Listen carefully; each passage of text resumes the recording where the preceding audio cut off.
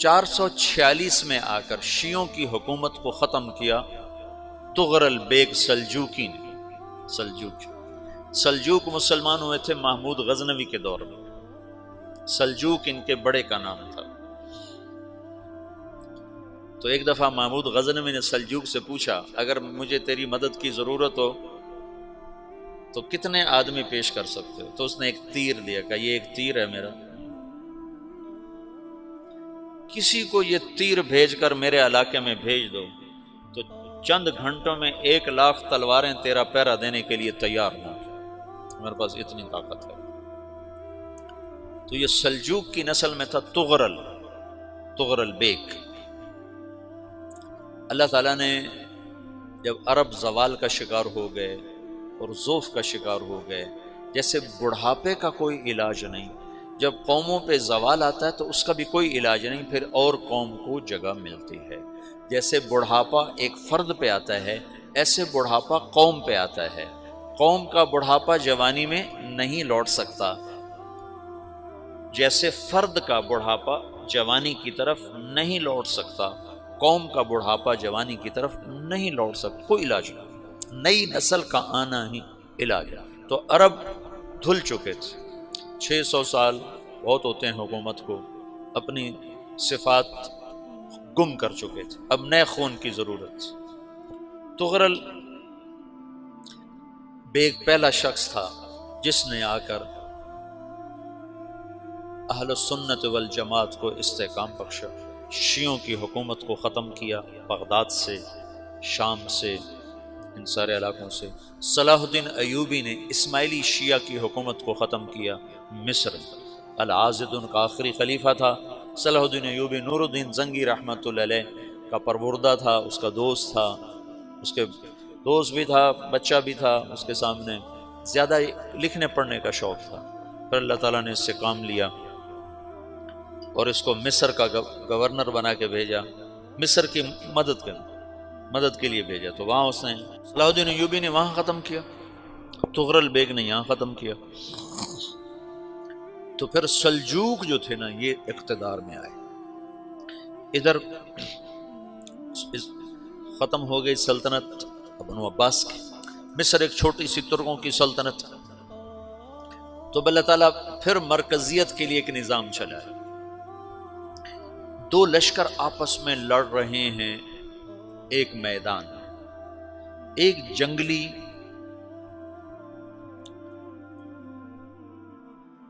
بدوؤں کا قافلہ، جنگل کے لوگ اپنے قبیلے کو لے کر، ایک جنگلی قبیلہ اپنے سردار کے ساتھ نقل مکانی کر رہا ہے ایک جگہ سے دوسری جگہ۔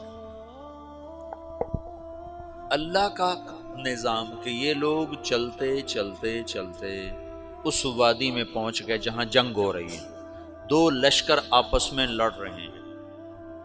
جب یہ وہاں پہنچتے ہیں تو ایک لشکر کے قدم اکھڑ رہے ہیں اور دوسرا غالب آ رہا ہے۔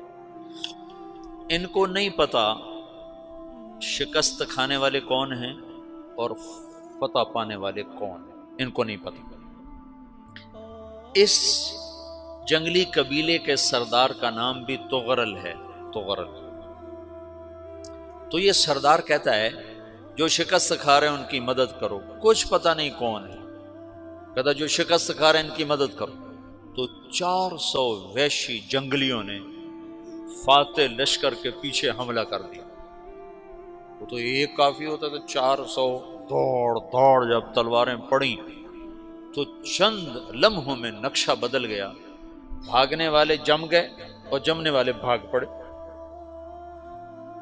جب جنگ ختم ہوئی تو شکست خوردہ لشکر کے بادشاہ نے ان کو بلایا، اسے پوچھتا ہے مجھے جانتے ہو میں کون ہوں؟ کہا نہیں۔ کہا تو تم نے میری مدد کیوں کی؟ کہا انسانی ہمدردی کی وجہ سے، تمہیں شکست ہو رہی تھی اس لیے تمہاری مدد کی۔ پھر اس نے اپنا تعارف کرایا، میں ہوں سلیمان سلجوکی، ترکی کا بادشاہ۔ مسلمانوں کا لشکر تھا اور تاتاریوں سے شکست کھا رہا تھا، تاتاری فتح پا رہے تھے، مسلمان شکست کھا رہے تھے۔ تو وہ اللہ کی غیبی مدد بن کر آئے، تو وہ اس سے کہتا ہے میرے ساتھ رہنا پسند کرو گے؟ تم نے میرے اوپر احسان کیا ہے، میں اس کا بدلہ دینا چاہتا ہوں، میرے ساتھ رہنا پسند کرو گے؟ کہنے کا کر لوں گا۔ تو اس کو لے کر ترکی آیا، اور استنبول اس وقت روم کی حکومت میں تھا، اسے فتح کیا اس تغرل کے آگے چوتھے پانچویں پڑپوتے محمد فاتح نے۔ تو یہ استنبول ہے، یہ ترکی ہے، بیچ میں ایک چھوٹا سمندر ہے، یہاں ایک جاگیر ہے۔ تو سلطان سلیمان کہتا ہے یہ جاگیر تجھے وقف ہے، ادھر سے رومی مجھے تنگ کرتے ہیں حملے کر کر کے، تو میرا دفاع کرتے رہنا، یہ جاگیر تیری۔ اس جاگیر پہ اس نے اپنے قافلے کو آباد کر دیا، اپنے قبیلے کو، اور ایک چھوٹی سی حکومت بنا لی، جو ایک صوبہ سمجھو سلمان سلجوقی کا، وہ ایک چھوٹا سا صوبہ ہے۔ وہاں جب یہ رہ پڑا تو پھر یہ ایک شیخ کے بیعت ہوتا ہے، وہاں شیخ طریقت ہے، ان کے یہ بیعت ہونے جاتا ہے، وہ اس کو رات اپنے پاس ٹھہراتا ہے، تو ایک کمرے میں ان کو ان کا خادم ٹھہراتا ہے۔